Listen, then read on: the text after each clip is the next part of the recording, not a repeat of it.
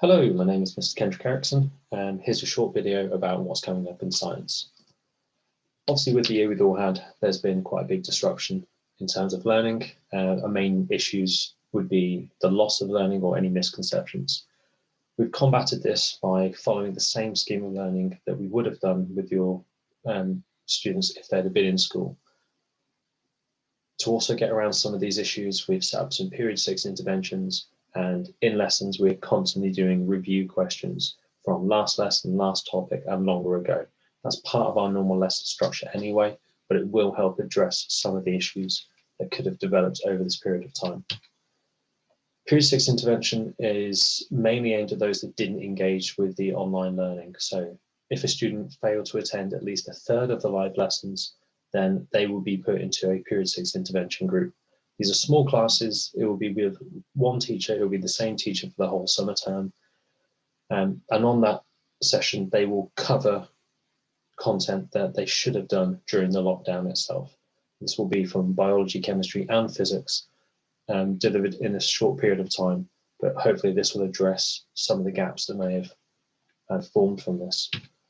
We're fully aware that students may be off at some point isolating due to COVID or other circumstances around this.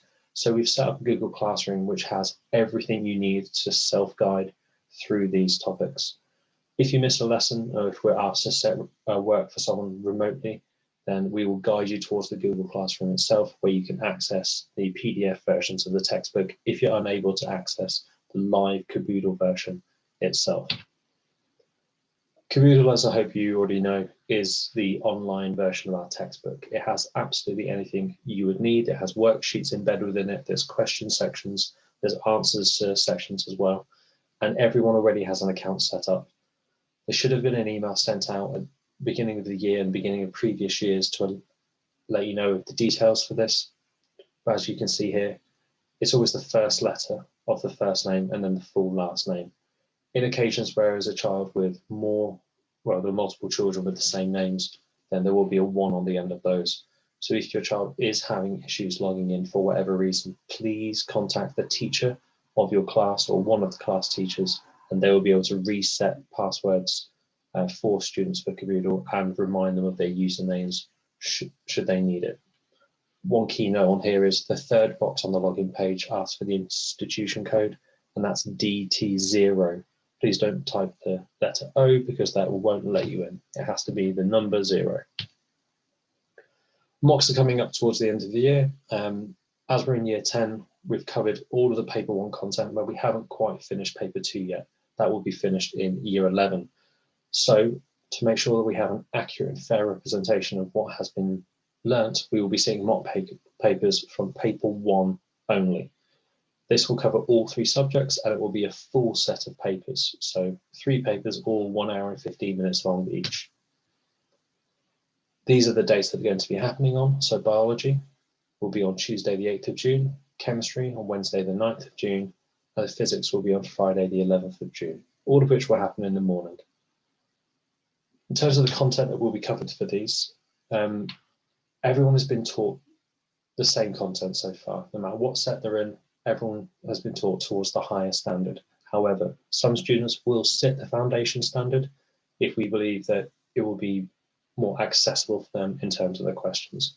We want as many people sitting higher as possible because we really believe that students in science should always aim towards the top and should be pushing themselves to achieve the best they can. This is an overview of the topics that will be coming up on each of the papers. Now these line up exactly with the Caboodle online textbook and all of the revision sources that are available to students both within and outside of school. So as you can see, we label them by the subject and by the topic itself. So B1 cell structure, C1 for chemistry, atomic structure, and P1 for physics, conservation and dissipation of energy. Within each of these, there are numerous lessons within each topic. Some topics are as short as 4 lessons, some are as long as 10. Again, these are all things that have been covered over the last 2 years of your child's education. Obviously, you should go through the work you do in class. We ask students to maintain their books as an accurate record of notes, as their own personalised revision guide. However, this is all they should be doing. Just opening the book and reading over it isn't really going to embed knowledge within. So we ask that you take part in something called active revision. Active revision takes many forms. Flashcards is the most commonly used one, where you have a question on one side and an answer on the back. Past paper questions are available on the Google Classroom. Also, any online website, there's many places where you can go and just type in past paper questions for science, and some examples will be available for you.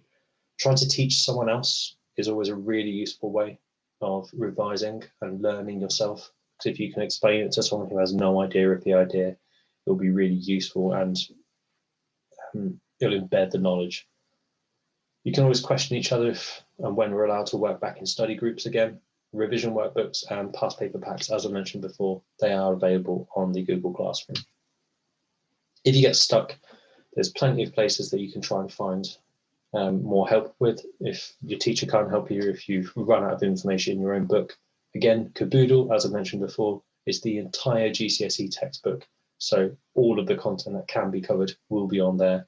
GCSE Bite Size, TES, Google, just literally typing a subject into Google, you'll find many useful resources. The AQA website itself, they have more past paper questions and revision guides.